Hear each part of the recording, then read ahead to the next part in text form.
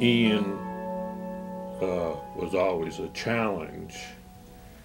I mean, we never knew what the matter with him was. I was shocked. I was in shock because that isn't the kind of thing that can happen in my family.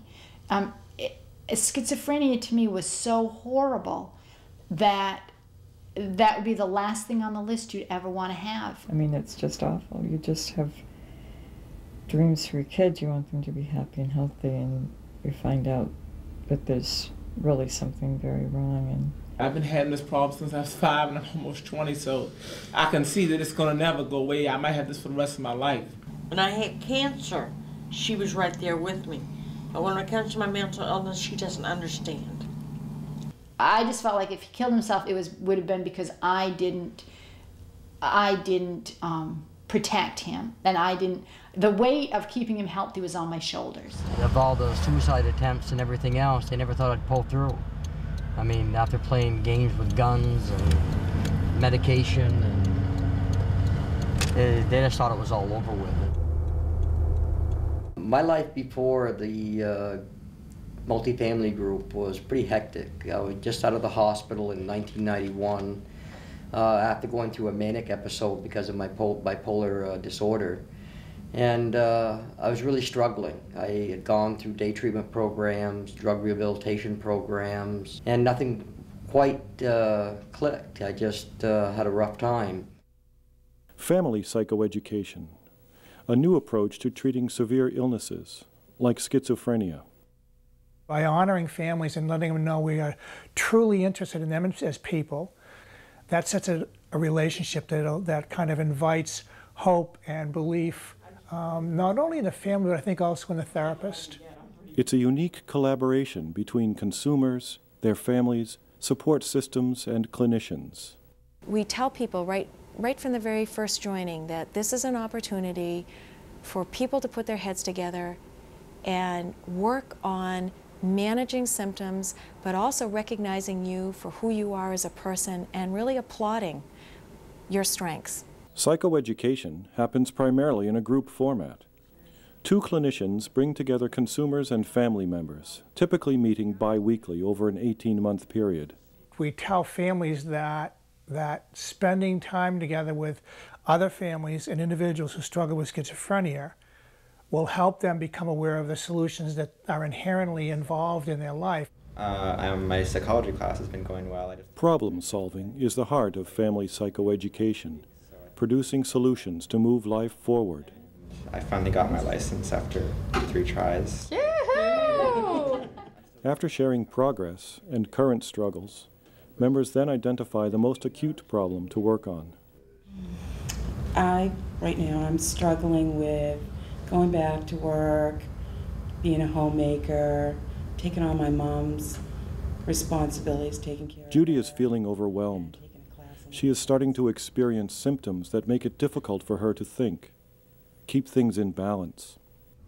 When you say struggling, Judy, what do you mean by that? I can feel myself having symptoms, and I feel like I'm cycling, and I just feel really overwhelmed. Would you be okay with our problem solving that this week? Yeah. Okay. Clearly define what the problem is that we're trying to problem solve. Do you have a sense in your mind, Judy, of how you would define the problem? Managing responsibilities. For all of the psychotic disorders, there's a kind of common problem, which is that a sensitivity to stimulation that translates into difficulty thinking at a much lower level of stimulation than is true for people without these disorders. It's almost as simple as that. So the threshold is just lower for disorganization. Well, life is pretty tough in general, but it depends on looking at options that you've got in front of you and choosing, based on your experience, what's the best thing to do.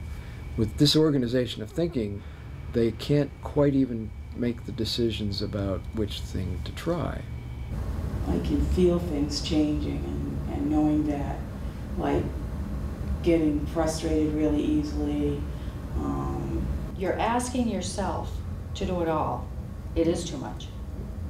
you actually set up a situation in which people, in a very supportive kind of way, are challenged to do some thinking.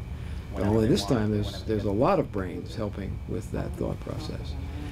What the outcome of that is just over and over again is on a sense of being validated, appreciated, and then also at the sort of practical level, you get some good ideas to go out and try in your own life, in your own terms, in ways that fit you and your family. The group offers possible solutions to help Judy see new ways of solving her problem. Are there any cons to making a to-do list? I could put too much on there and feel overwhelmed because I think I have to do the whole thing. It would just seem like too much to do, so yeah, where do I even start? After discussing the pros and cons of each of the possible solutions, Judy is now able to choose several that will become her plan of action in the coming week. It feels really good. It helps. It feels doable. And I think that the power of these groups is that there's families and individuals who live a similar kind of life, and when they say something to somebody, it goes right in and hits them, and they make changes. And right now, I have issues with my family. Marcia is not only struggling with schizophrenia, she's struggling with family rejection and stigma. What it's like to be hearing voices, what happens to me when I'm psychotic. They don't understand. Have any of you had experience talking to your families about your illness? As far as my family is concerned, like my sister and I had drifted apart because she didn't understand it, or my mother didn't understand. I didn't understand the illness that started like 5 years ago. But I'd like to have a conversation with them about my illness, and and how how it can be a lot better for them to understand it, so they can better understand me. And I'm trying my best to help her understand more. She came here one time, and I would like for her to come here more and to learn how to treat me and to understand. This is a person who has a burden. Like Donnie is not a schizophrenic. He is a man, and he goes to college, and he loves his family, and he plays with my children, and he has schizophrenia. And for all of your many blessings, amen.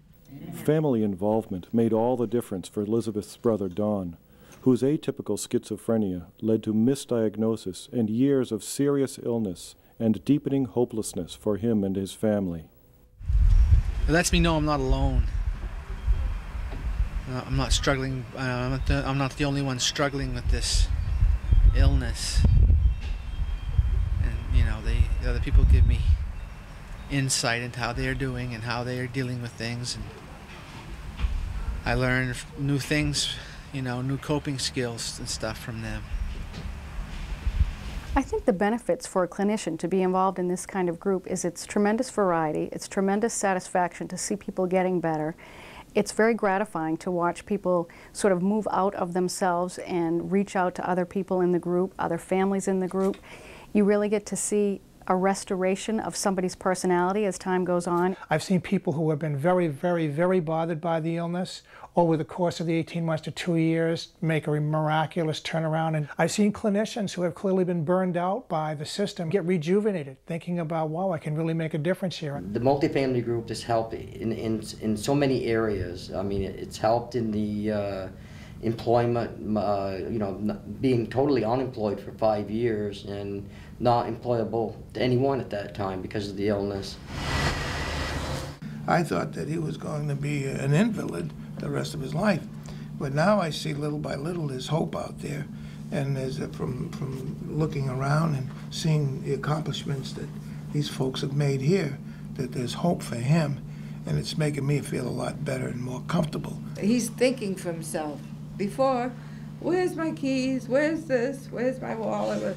Now he has it all together. It's like I have my little brother back. It's just like I have him back.